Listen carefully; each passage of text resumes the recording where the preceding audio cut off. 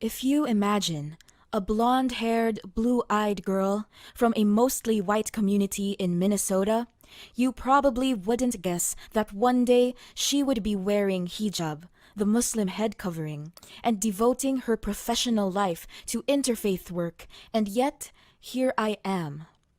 I want to share my ongoing journey with you because I have learned some important lessons about religion in multi-faith America today. I grew up as the daughter of a pastor, and I come from a lineage of religious leaders from Norway and Germany on both sides of my family.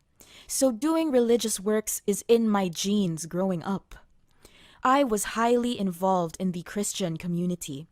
I served as a Sunday school teacher, went on mission trips, and used to sing solos in church. But as I grew older, I started questioning my faith. There were concepts in Christianity which didn't make sense to me.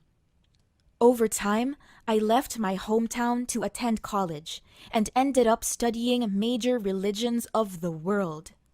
I took an Islam class to learn about a new part of the world too. Learning about Islam or any world religion was simply an academic endeavor. But on a personal level, at that point in my life, I decided maybe it was the best choice for me.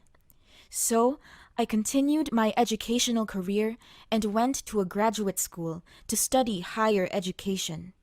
In my first year in grad school, I was looking to make new friends at the university. They had a large international student population, and I became friends with some Somali and Pakistani students. The level of hospitality and generosity I received from those students was amazing. And they had this inner peace and happiness that had me curious. So I decided I should look into this, long as I wanted inner peace and happiness too. It changed my whole academic paper I was working on in grad school. I learned about Islam and its core beliefs, and I knew that Islam was right for me. But I didn't know when the right time would be to officially accept that. At this time, I was in summer school, which is stressful, and I was going through so many struggles. One night, matters got really bad and decided I needed a break. So I went out on a walk and I talked to God for the first time in 8 years. It was wonderful to have God back in my life as a resource that I could turn to. This was one of the happiest times in my life. I spent my second year of grad school navigating my new identity as a Muslim woman. When I graduated, I've looked for my dream job, but wasn't sure what I was looking for. Instead, I focused my efforts on the goal of finding a job with paying off my student loans. As a Muslim, I had to pray several times a day, and at my new workplace, they didn't have a place for me to pray, which surprised me, as they had them in so many places I've worked in the past. So I decided it would be best to organize some diversity training so people could learn basic information about Islam and Muslim culture. Doing these training are crucial because there's so much misinformation about Islam that needs to be corrected, especially since Islam is the second largest religion in the world, and it is the fastest growing religion in the world and in the United States as well. It's important for people to know about such a large population of people on your planet so that they can be a good neighbor to them.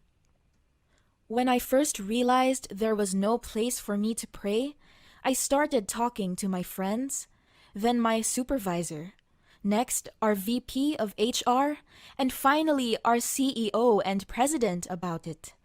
Everyone I talked to agreed to be a positive ally and supported.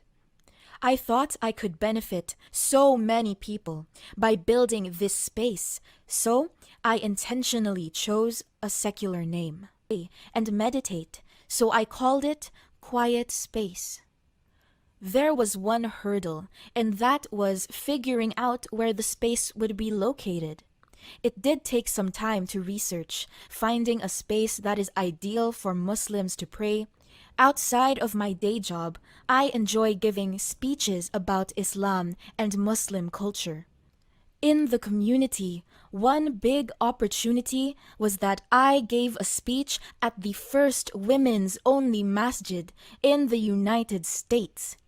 Leading up to the talk, I dove into academic research on women's empowerment within Islam for 7 months. This process of learning was a reward in itself, but sharing that knowledge with the women there is the best experience of my life. Unfortunately, culture is used to limit leadership opportunities for women. This is true in a secular world as well as in religious contexts. I used to help people understand that Islam is a positive religion and that Muslims are normal people. With my complex identity of being a European American convert to Islam, I am a bridge between the two different communities that I am a part of.